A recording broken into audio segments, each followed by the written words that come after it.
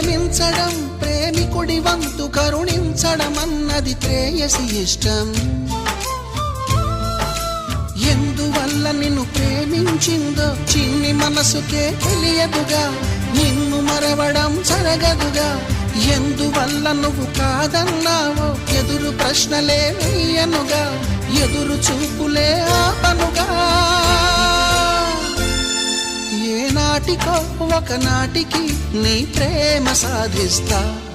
నిన్ను చూడాలని ఉన్నా, నిన్ను చూడాలని ఉన్నా, నీ